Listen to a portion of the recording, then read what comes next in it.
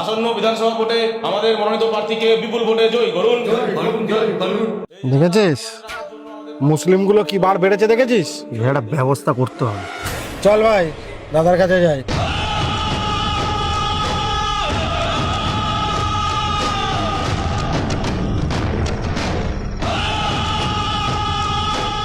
দাদা নমস্কার। আয় আয় আয়, বস বস বস। দাদা অপোজিশন পার্টির মুসলিম ছেলেগুলো বহুত বাড়বাড়ন্তি বেড়েছে দাদা, মিছিলে যা তা বলতে বলতে যাচ্ছে। বলছি দাদা, এবার ওদের কিন্তু এক এক করে এবার সরাতে হবে আমাদের। ঠিকই বলেছিস। আমাদের পাড়ায় যে করিমদা আছে না, যা ওকে দিয়ে শুরু কর যা। করিমদা?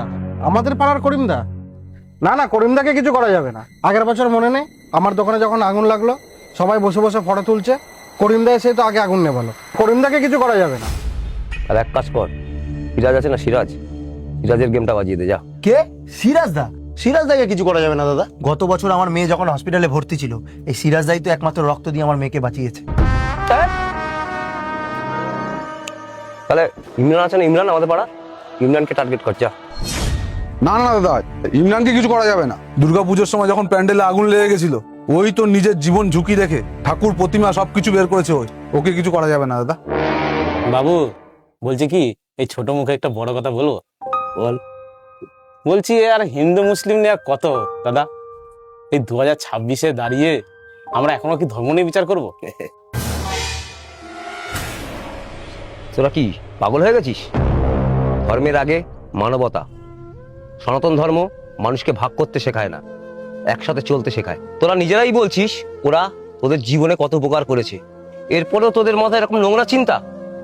তোরা কি সেই বিকৃত মানুষগুলোর মতন হয়ে গেছিস যারা ধর্ম নিয়ে আগুন লাগায়? আর শুনে রাখ, ভোটের সময় তোরা ওদের টার্গেট করবি, আর ভোট শেষ হলে তখন তো আবার একসাথেই থাকবি।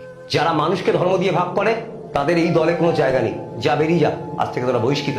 আগে মানুষ হতে শেখ, ধর্ম পরে, মানবতা আগে।